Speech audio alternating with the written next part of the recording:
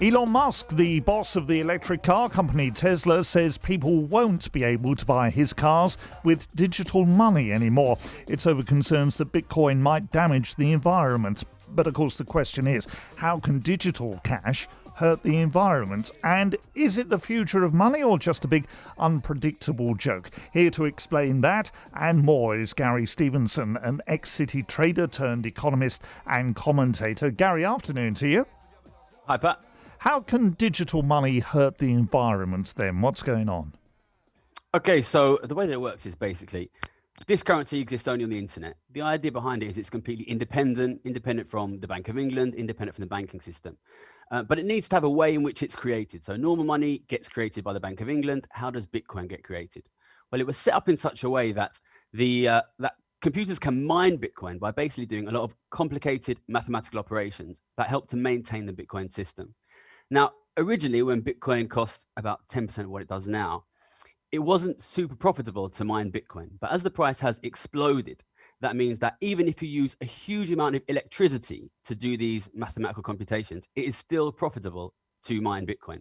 What that means is an enormous number of people have started mining Bitcoin and the electricity production has blown up. So at the moment, Bitcoin mining is using more electricity than the entire country of Argentina. And that is people mining the Bitcoin to try to make new Bitcoin and make money, basically. Just remind us, what are digital currencies then, Gary? Let's get back to basics.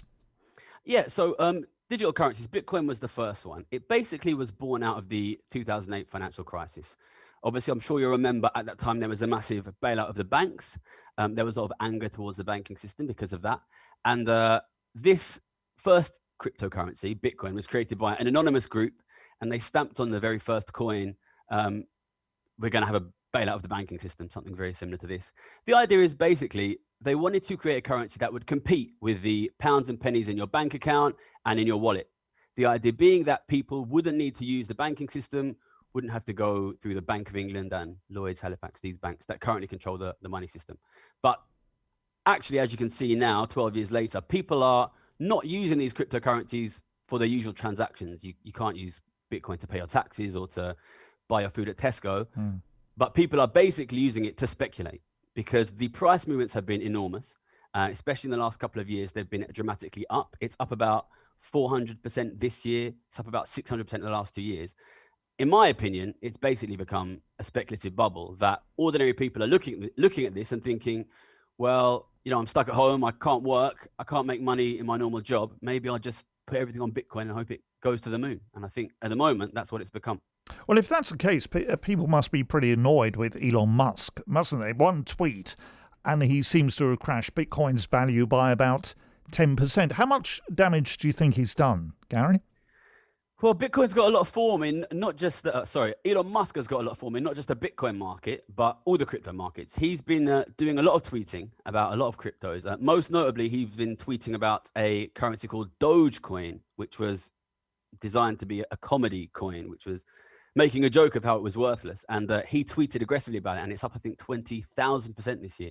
Elon Musk is one of the world's richest men. I have my suspicions that he knows he can move the market when he tweets, and he's tweeting to move the market in his favor.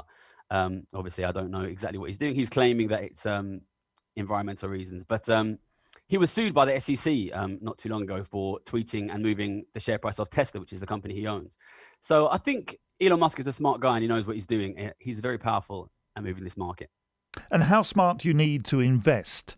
Is cryptocurrency for serious investors or for just people who want to take a bit of a punt? I mean, look, anybody can get involved, but I think it's really important to point this out. You know, in the last year or two, a lot of people have encountered really serious financial difficulties, and other people, a lot of whom have really publicized on the internet, have made a lot of money on crypto, and people have made a lot of money.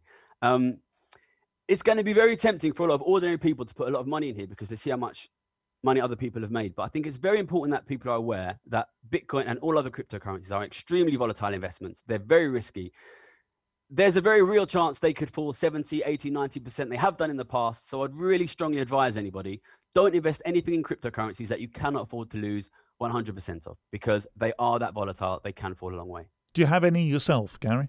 No, I'm not. I was a money trader for a long time. I like my money to be able to buy me things and Bitcoin doesn't buy you, well, it'll buy $50,000, but you won't be able to buy much in McDonald's with it. Okay.